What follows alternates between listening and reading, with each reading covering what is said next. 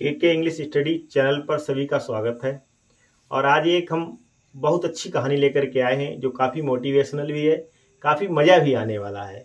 क्योंकि इस चैनल पर कभी कभी आपको मोटिवेशनल स्टोरी सुनाई जाती हैं, बाकी आपका जो भी हाई स्कूल और इंटर से रिलेटेड जो भी चीज़ें हैं वो तो आपको जो है टाइम टू टाइम आपको वीडियो प्रोवाइड कराई ही जाती है।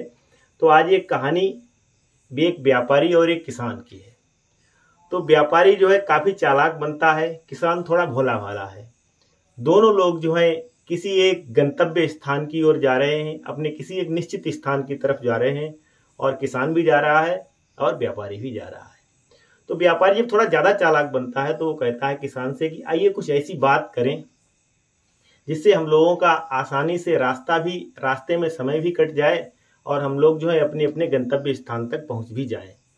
तो किसान कहता है कि मुझे तो कोई ऐसी कहानी अभी याद नहीं है, आपको ही कुछ अगर याद हो तो जो है आप सुनाएं। तो व्यापारी कहता है ठीक, सबसे पहले मैं ही आपको एक कहानी सुना देता हूँ, लेकिन शर्त यह है कि कोई भी मैं जो भी बात बताऊंगा आप उसमें हाँ करेंगे, अगर आपने शक की तो आपको 100 रुपये जुर्माना।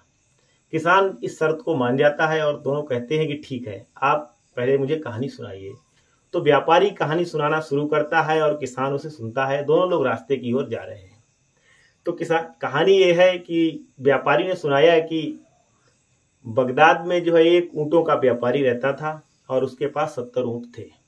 उसने 70 ऊँटों को जो है कभी भी खूंटे से नहीं बांधा और उसने जो है 70 ऊँटों की पूंछ एक दूसरे से बांध दिया करता था और इस प्रकार से वो 70 ऊँट बंधे रहते थे।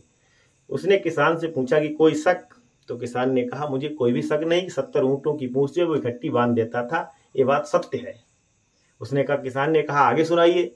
तो अब व्यापारी ने सुनाया कि 70 ऊँटों को जब वो एक साथ बांध देता था, 70 ऊँटों की पूंछ को इकट्ठा बांध देता था, एक दिन क्या हुआ, एक चील आई और उड़ते उड़ते जो है उसने अपने 70 ऊँटों को पंजे में दबाया और वो आकाश की तरफ उड़ गई। अब व्यापारी ने पूछा इस बात पर कोई शक? तो किसान बोला कोई शक नहीं। ठीक है, हाँ उड़ गई। उसने कहा ठीक है उड़ गई। कि फिर क्या हुआ कि जब वो चील जो है 70 ऊँटों को अपने पंजे में दबाए दबाए उड़ रही थी और अचानक जो है वो एक ऐसे महल के ऊपर से गुजरी जिस महल के ऊपर एक राजा की बेटी जो है महल के ऊपर खड़ी थी। तो उसने जब ऊपर की ओर देखा तो जैसे ही उसने ऊपर की ओर देखा 70 ऊँट जो है उस चील के पंजे से छूट गए और रानी की आंख में जा गिरे। रानी की मतलब वो राजा की बेटी की आंख में जा गिरे। कि फिर क्या हुआ, कोई शक? 70 ऊँट राजा की बेटी की आंख में गिर गए, कोई शक? किसान बोला कोई शक नहीं, हाँ गिर गए। कि फिर क्या हुआ?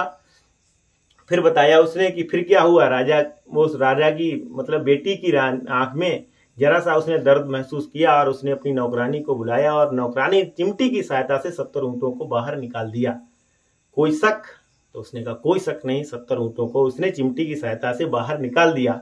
अब किसान को बेचारे को ये बातें हजम तो नहीं हो रही थी, लेकिन करे क्या बेचारा कि अब जो है उसे 100 रुपये देने पड़े।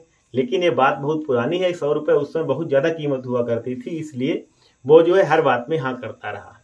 तो अब व्यापारी बोला कि मेरी कहानी समाप्त हुई, आप अपनी कहानी सुनाएं।